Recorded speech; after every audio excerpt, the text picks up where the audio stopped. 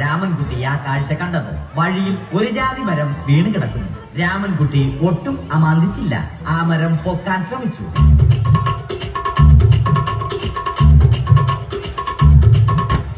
നടക്കുന്നില്ല. പിന്നെയും പിന്നെയും പൊക്കാൻ ശ്രമിച്ചു.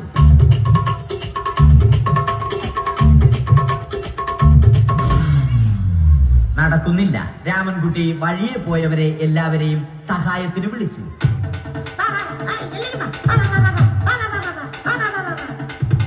ആരും വന്നില്ല. അവസാനം കുടുംബശ്രീ യൂണിറ്റിൽ തൊഴിലുറപ്പിന് പോകുന്ന പെണ്ണുങ്ങളെ സഹായത്തിന് വിളിച്ചു.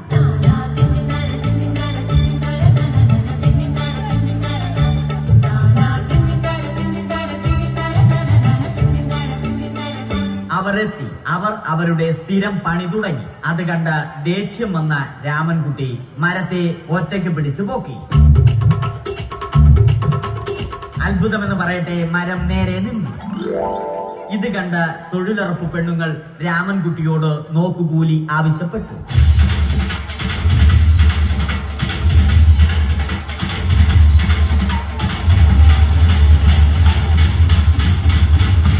പോക്കറ്റില്ലാത്ത ബനിയൻ ധരിച്ച രാമൻകുട്ടിയുടെ പോക്കറ്റ് വരെ കീറിയിട്ടാണ് പെണ്ണുങ്ങൾ പോയത്.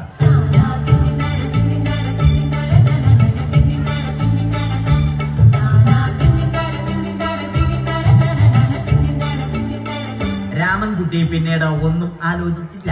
മരത്തിന് ഫാക്ടംബോസ് 2020 സെപ്റ്റംബർ 14 നൽകി. മരം തഴച്ചു വളർന്നു. ഇത് കണ്ട് രാമൻകുട്ടിക്ക് സന്തോഷം വന്നു. സന്തോഷം വന്നാലും ദുഃഖം വന്നാലും രാമൻകുട്ടിക്ക് മരത്തിനു ചുറ്റും ഡാൻസ് കളിക്കുക എന്നുള്ളത് രാമൻകുട്ടിയുടെ മാസ്റ്റർ പീസ് ആയിരുന്നു. ആ മാസ്റ്റർ പീസ് രാമൻകുട്ടി ഇവിടെയും എടുത്തു.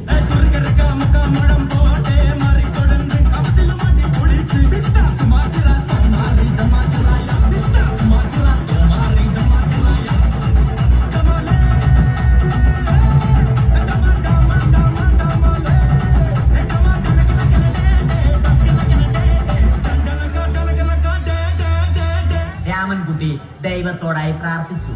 നിങ്ങൾ എനിക്ക് ആയുസ്സും ആരോഗ്യവും തരൂ. ഞാൻ മരങ്ങളെ സംരക്ഷിച്ചു കൊള്ളാം. കാരണം മരം ഒരു വരമാണ്. അവന്റെ പ്രാർത്ഥന ദൈവം കേട്ടു. ആ മാവിൽ നിന്നും വീണ തേങ്ങ രാമൻകുട്ടി മോങ്ങാതെ ഇരുന്നു തിന്നു. അപ്പോഴാണ് രാമൻകുട്ടി മറ്റൊരു കാഴ്ച കണ്ടത്. രാഘവൻ വരുന്നു.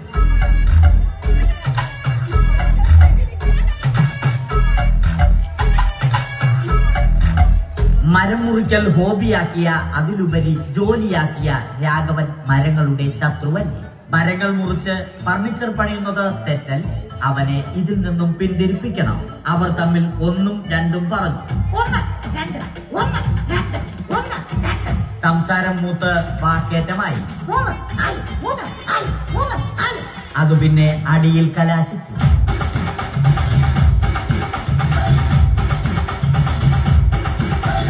നല്ല മനസ്സിന് ഉടമയായ രാമൻകുട്ടി കംപ്ലീറ്റ് അടിയും വാരിക്കൂട്ടി.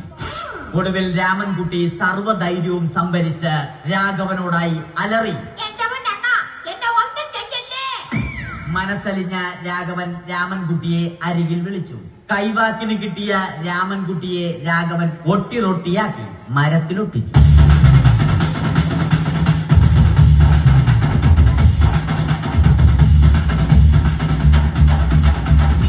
ഇന്നത്തെ പണി കഴിഞ്ഞ രാഘവൻ സംതൃപ്തിയോടെ വീട്ടിലേക്ക് മടങ്ങി. തനിക്ക് തല്ല് കിട്ടിയാലും മരത്തെ രക്ഷിക്കാൻ പറ്റിയ സന്തോഷത്താൽ രാമൻകുട്ടിയും മരത്തെ കെട്ടിപ്പിടിച്ച് പൊട്ടി പൊട്ടി കരഞ്ഞു.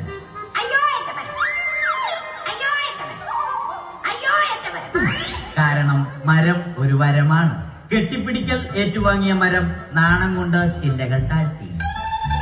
മരത്തെ രക്ഷിച്ച ക്ഷീണത്തിൽ രാമൻകുട്ടി മരച്ചുവട്ടിലിരുന്ന് ഉറങ്ങിപ്പോയി.